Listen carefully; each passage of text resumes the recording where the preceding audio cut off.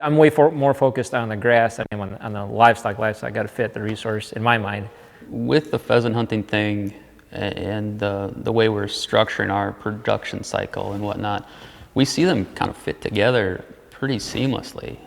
The plots that we plant for birds and leave stand, we can use and graze with the cows, late winter.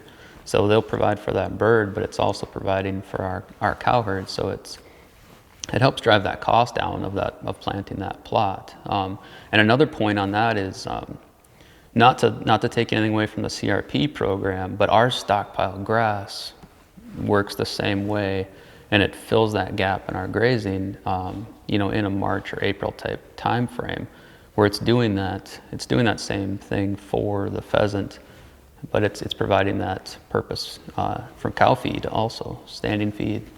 When I went to May and June, I didn't need that structure. And so at those times too, then I was farming and there was cash grain. I was selling cash grain also. When I went later, I could increase the cow herd.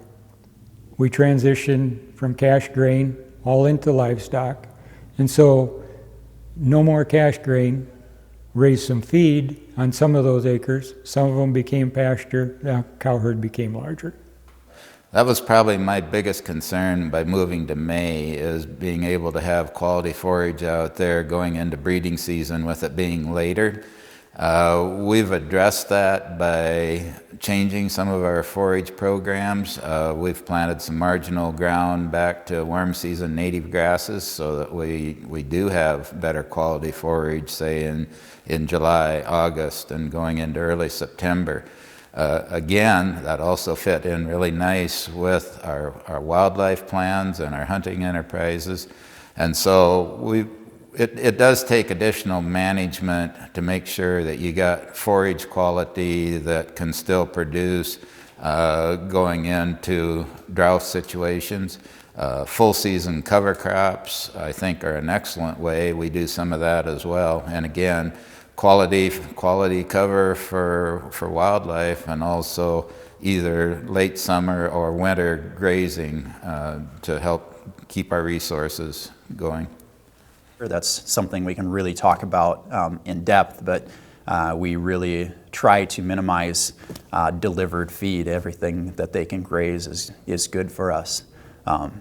So it's kind of struck this balance where we're at now. Okay.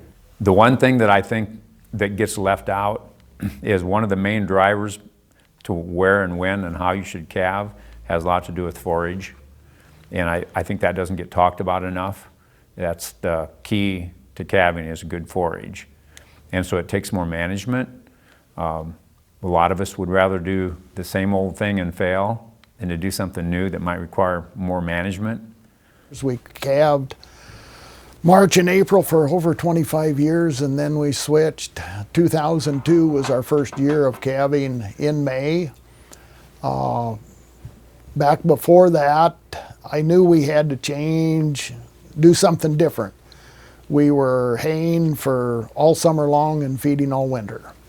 And it just wasn't working. I didn't have any good hay ground. I scrambled all over the country to find enough hay, and then I fed it all winter, and then the cycle started all over. I knew we had to do something different. And what really surprised me, we had a hired man that helped us move back to winter pasture in the fall. And when we got into winter pasture, we'd been rotating through the summer pasture for several years and not through winter. And he said, you know what, we left more grass in summer pasture than you've got here in winter pasture, and it's been sitting idle all summer. And I said, you're right. So I said, what do we do? And he said, well, I think we need to start rotating through winter pasture. And so that's what we've done. We've started rotating through some of our winter pastures in the summertime just to stimulate it and up production. And with that, we've increased our cow numbers tremendously. So we're trying to balance our forage resources out so that we can manage away from hay feeding. We're controlling the time that we're grazing. And how do I want to say it? We're giving our pastures more rest. And rest is our biggest deal, I believe. That's led to overgrazing in the same pasture with undergrazed plants right next to it. Our forage utilization is low. With the intensive grazing that I've done, in a perfect world, if I stopped haying altogether, just those the hay fields alone, if I intensely graze them, which is what they need animals put back on. They need manure, and they need urine, and they need hoof action to break that cap up. Late 80s, you know, things were tough in the 80s, but yet land around us was selling so high that there was no way of expanding our operation, buying more land, so we decided we had to start improving what we had.